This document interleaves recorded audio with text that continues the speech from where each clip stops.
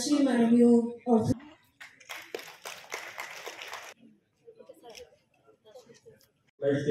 এবার ৩৭৪.৫২ কোটি টাকা আমাদের হয়েছে।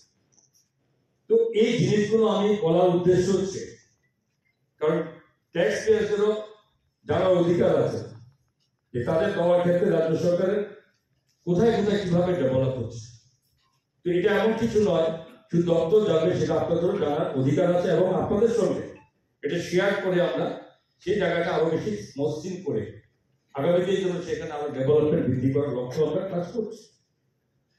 এবং এই বার্ষিক বৃদ্ধির হার যেখানে হয়েছে 9% আমরা চাই এবং কতগুলো প্রপোজাল আমরা যেমন আমরা এটা ব্যবস্থা নেওয়ার মধ্যে যে কি করেছি আমরা কর সম্পত্তি সরল করতে গিয়ে বিভিন্ন পদক্ষেপ বাস্তবায়ন করেছি, যার ফলে স্বেচ্ছায় সম্পত্তি হার বেড়েছে, অনেক রেজিস্ট্রেশন হচ্ছে, আরো যারা বাকি আছে তারা নিশ্চয়ই সেখানে তারা যুক্ত হবে।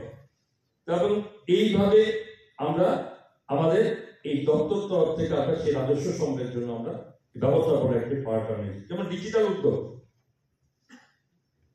এই যে রিটার্ন ফাইলিং পেমেন্টের ডিজিটাল প্ল্যাটফর্মের এই যে বৃদ্ধি আমাদের করদাতার জন্য প্রক্রিয়াটা সুবিধাজনক করে তুলেছে,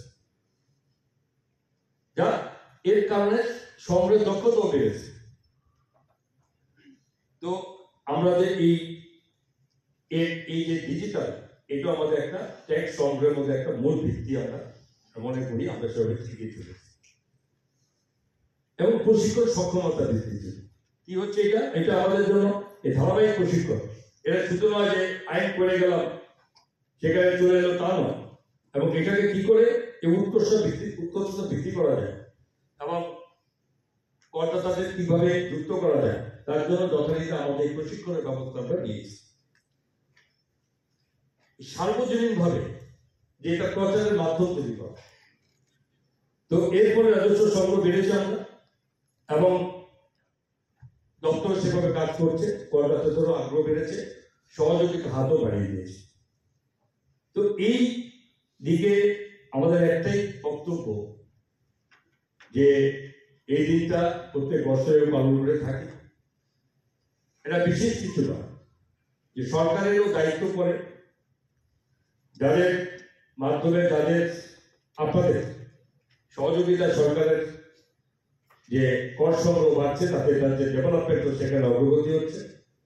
এবং সেই সঙ্গে প্রত্যেক বছর সবাইকে ধন্যবাদ, কিন্তু তার মধ্যে বিশেষ যারা এই সম্পর্কিত আমাদের সঙ্গে সহযোগিতার হাত বাড়িয়েছেন বা করছেন তাদেরকে একটা ফেলিসিটেশনের মাধ্যমে সম্মান দেখানো, এটা রাজ্য সরকারের কর্তব্য বলে আমরা সেইটুকু করার আমরা আয়োজন করেছি এবং সেটাই প্রত্যেক বছর এটা আমরা করে থাকি। তাই আজকে এই করা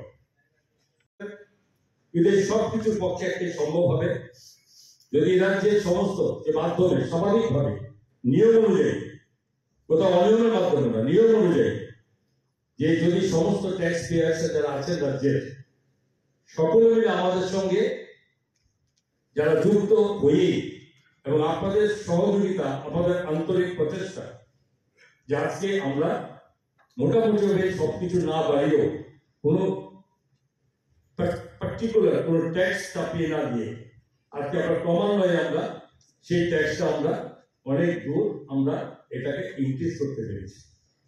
স্বাভাবিকভাবে এই জন্য আলাদা করে আবারও আমি রাজ্যের সমস্ত ট্যাক্স পেয়ারদেরকে রাজ্য সরকারের পক্ষ থেকে অবশ্যই আজকের এই জিএসটি ডেতে আমি অভিনন্দন আমাদের আবারও জ্ঞাপন করছি।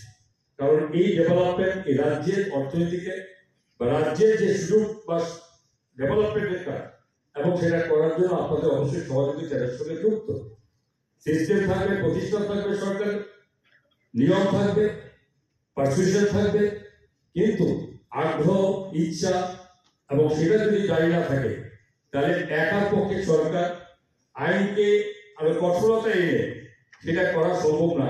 যদি আন্তরিকতা যদি সবার মধ্যে না থাকে তাহলে এই ডেভেলপমেন্ট কখনো বা ইকালেকশন আমরা সেভাবে করতে পারবো না। এবং এটা অবশ্যই সেটা একসঙ্গে একযোগে আমাদের দপ্তর এবং সমস্ত ট্যাক্স পেয়ারদের এটা যৌথ উদ্যোগে সেটা সম্ভব হয়েছে বলে আজকে আমরা এই জায়গাতে এইভাবে এই সময় আমরা এতটা অগ্রগতি আমরা করতে পেরেছি। 2023-24 সালের যেখানে বিভিন্ন কারণে এটা উল্লেখযোগ্য ছিল। আমাদের মোট কর যে বাড়ছে এবং সেটাও প্রায় গত বছরের তুলনায় 22-23 মানে 21-22 তুলনায় রাজ্য 9% এই কর আমাদের কাছে আমরা ইনক্রিজ করতে পেরেছি, গ্রোথ আমাদের বেড়েছে।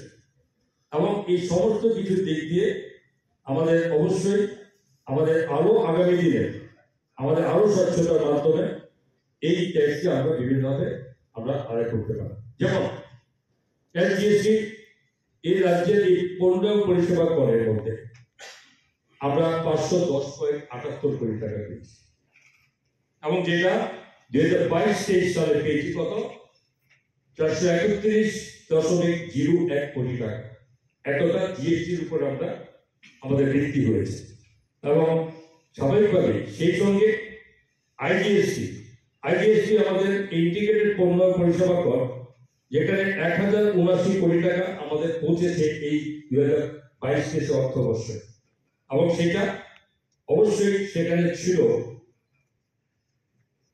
আমাদের এতে 982 কোটি টাকা, 982.50 কোটি টাকা ছিল এবং তার থেকে আমরা এই লাস্ট ইয়ার আমরা পেয়েছি 1000 কোটি টাকা।